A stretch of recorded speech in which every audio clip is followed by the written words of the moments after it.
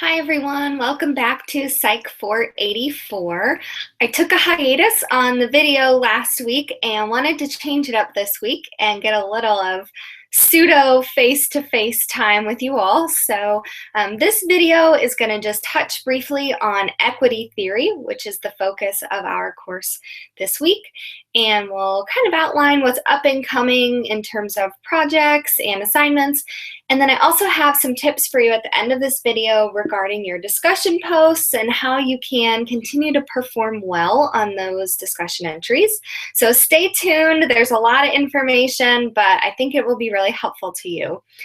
So we are already over halfway through September. I don't know if you blinked and the month was over like it is for me, but the semester is really flying by. And I think it's important to stay on top of your work and to remain engaged. I know this is the time when things start to pick up and get really busy.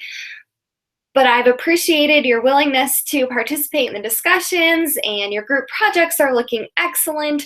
So overall, I'm really impressed with your level of engagement. I hope you continue to devote some time to this class because it's driven by you, and the amount of work you put into it determines whether or not it's an enjoyable class, and it determines how much you get out of this class and the kind of knowledge you take away. So overall, excellent job. I'm impressed with you. Keep it up. So this week and really last week, we're starting to move away from some traditional theories of motivation. We're getting away from the idea of needs. We also have covered some external motivators, looking at reward and punishment systems.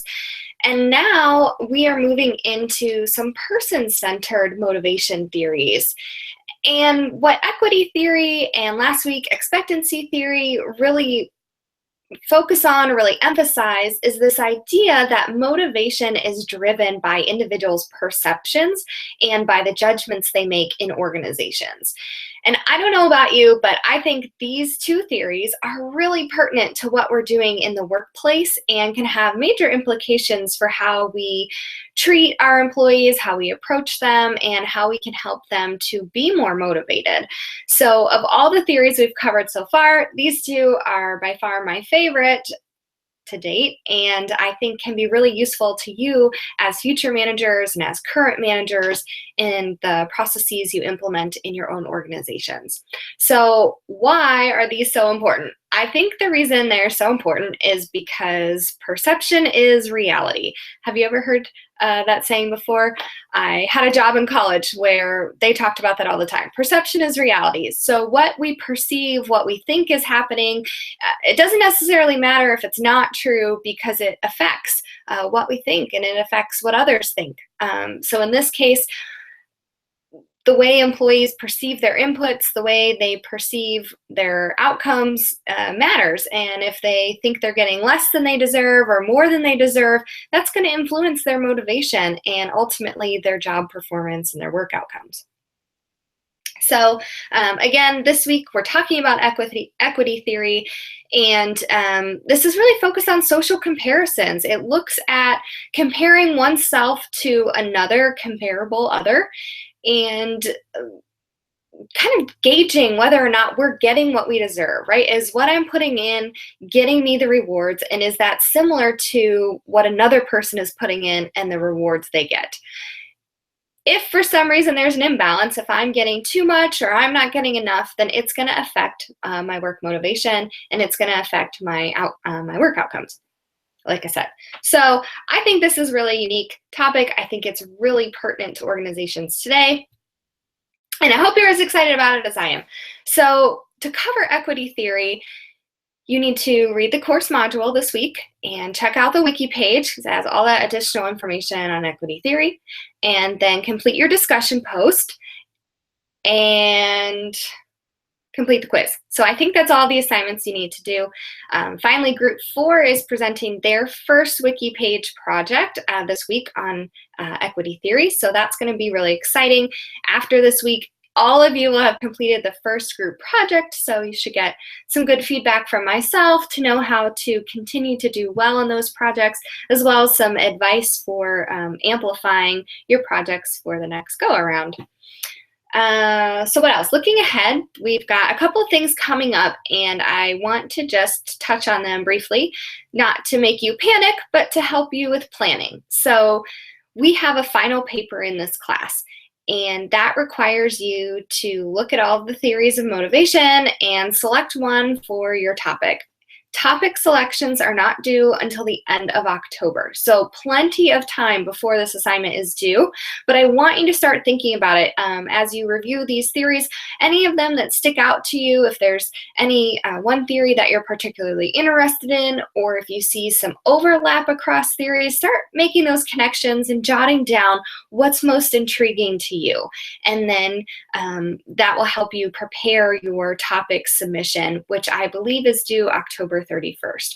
So just get those juices flowing. If you have any questions at all about the paper, about how to get started or what the expectations are, let me know. And also you can review the syllabus, which outlines more of the specifications for that. So just planting a seed, but we've got plenty of time, so don't panic just yet.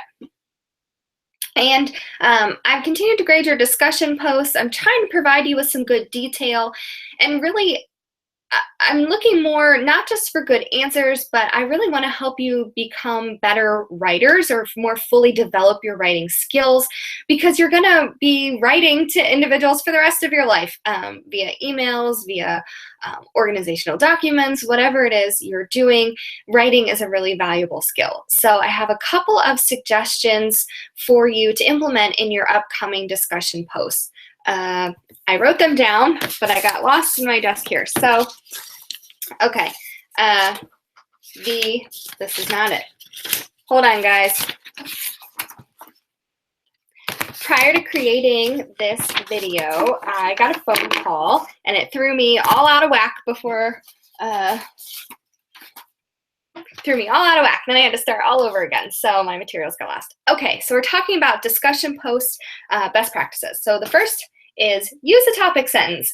This is going to really help you set up what you're talking about. It's going to help me understand what angle you're taking, and it'll kind of introduce others to your discussion post.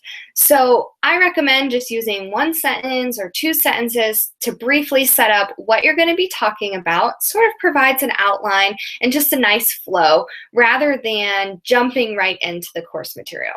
Okay, so that's tip one. Use a topic sentence. Tip two is define course terms.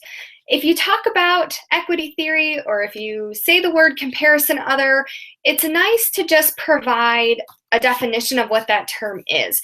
Now, all of your classmates are reading the same materials, and if they've prepared and read the module, you all know what these terms are, but in general, it's just a really good practice because it shows that you are familiar with the terms, you can explain them, you are able to cite where you got your ideas or definitions from, and so I think it just shows mastery of the content, and that's really what the discussion posts are for. It's your opportunity to say or to show that you read the material, that you understood it, that you can analyze it, and really you're demonstrating to me your mastery. So while you might think everyone knows what inputs are, everyone knows what positive reinforcement is, I think it's okay to just define it again to really strengthen your argument.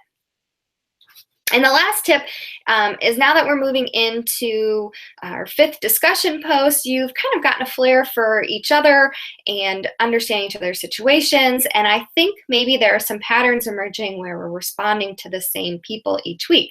So I encourage you for this week to respond to someone new, respond to someone you haven't talked to. And really the reason for that is variety is the spice of life. So shake it up a little, talk to a new classmate, and in addition to that, talk to or respond to someone whose ideas are different from your own. And this kind of mirrors what I said in the email I sent you earlier this week, but you want to shake it up. We don't want a discussion boards full of I agrees, I agrees, I agrees. You might agree, and that's okay, but also you want to identify where our ideas are different, because motivation, like we're talking about, is very subjective and it's very person-driven, and so what your perceptions are of motivation might not be the same as what they are for someone else. So Differences are good. This is a safe space to share your ideas, and your classmates are very respectable and very open, and I appreciate just how we can kind of talk about differences without having any judgment imposed. It's just, this is a safe learning environment. So those are my tips going forward for some of your discussion posts in terms of setting them up and who to talk to, and just some of the things that I'll be looking for. If you have any questions at all, please contact me. I look forward to hearing from you. I look forward to reading your responses. Hope you all have a great week. Take care. Bye.